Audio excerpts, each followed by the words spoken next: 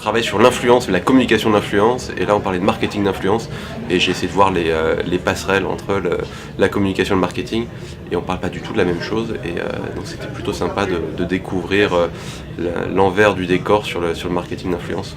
Moi je pense qu'avant tout, c'est influenceur, mais c'est de l'humain, donc en fait tout se passe pour moi sur de la relation humaine, et elle peut être autant compliquée avec un influenceur qu'elle peut l'être avec votre N+1 ou votre N-1. Je pense que j'ai une sincérité sur ce réseau qui fait qu'on s'identifie, et je pense que c'est ce qui est très important dans la communication en général, dans la pub, dans tout ça, c'est l'identification. Et justement, les marques devraient, avant d'aller payer tout de suite un influenceur, créer du lien avec ces personnes-là, c'est des humains.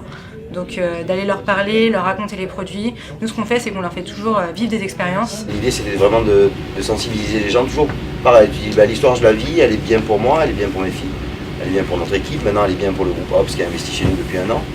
Et puis, est-ce qu'elle va intéresser? Alors tu fais un premier poste et puis ça fonctionne. Mais pour le moment, on a investi vraiment de toutes petites sommes. Puis ce film-là, pour atteindre 20 000 vues, ça a été deux fois $30 et après le dernier $40. On a à la fois des ambassadeurs qu'on équipe et des ambassadeurs avec lesquels on a des partenariats financés, dans lesquels, bien entendu, qu'il y a des notions de combien de postes, combien de tags, combien de X et combien de trucs et combien de logos sur le casque et combien de logos sur la borne, etc. etc. Qui dit développement des partenariats dit aussi développer un petit peu la notoriété, les réseaux sociaux, qu'est-ce qu'on poste, où on va. Donc du coup, c'était hyper intéressant de pouvoir voir en fait 3 marques d'univers différents qui parlent de leur stratégie, et ça donne des idées du coup pour la suite, pour sa propre entreprise. Ce qui est difficile à faire, c'est la différence entre le côté influenceur, instagrammeur, one shot et le côté influenceur un petit peu plus commun, c'est-à-dire je m'adosse à un athlète, à une célébrité, et je construis quelque chose avec elle. Voilà.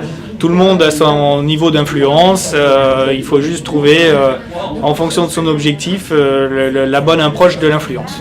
Il y a des relations qui se passent très bien, on va partager les mêmes valeurs et ça va aller, ça va être tout rose. Et voilà, il y a des personnes avec qui le courant ne va pas passer, soit avec moi directement parce que j'incarne la marque, soit avec la philosophie de la marque. Tant mieux, au moins il est sincère, on bosse pas ensemble et c'est réglé, il n'y a pas de problème. C'est hyper intéressant pour moi aussi, parce que c'est hyper intéressant de savoir tout ce que peut représenter l'instagrammeuse, l'influenceur pour une marque, et toute la stratégie qui peut se construire autour. Dans notre histoire, les choses, en fait, on a envie qu'elles se fassent naturellement. On est vraiment des rêveurs, on est presque des bisounours. Et donc, on se dit, accélérer de la mauvaise manière, ça serait d'abord, avec tout ce qu'on a investi dans cette boîte au niveau humain, ça serait dommage, je trouve. C'est parce que la première personne à qui on a envie que ça plaise, c'est soi, quelque part. On raconte une histoire, et si on est juste avec soi-même, alors elle va plaire.